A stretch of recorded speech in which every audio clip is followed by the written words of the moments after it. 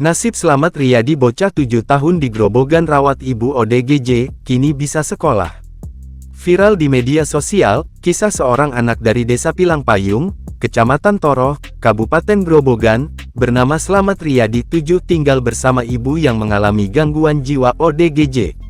Menghadapi kondisi yang serba kekurangan, Slamet tinggal bersama ibunya di rumah sederhana yang tak terawat.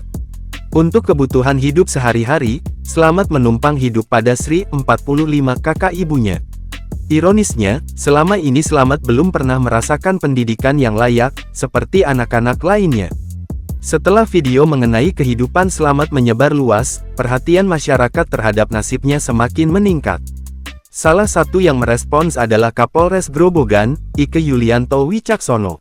Ike Yulianto langsung mengunjungi rumah Slamet untuk memastikan keadaan keluarga tersebut dan memberikan bantuan sosial yang sangat dibutuhkan.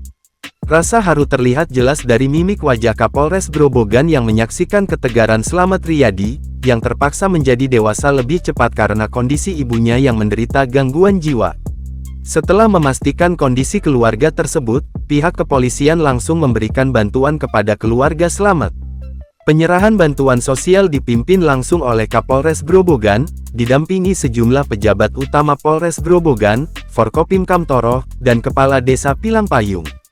Bantuan tersebut berupa paket sembako yang terdiri dari beras, telur, dan mie instan yang diserahkan kepada Sri untuk meringankan beban keluarga kecil tersebut.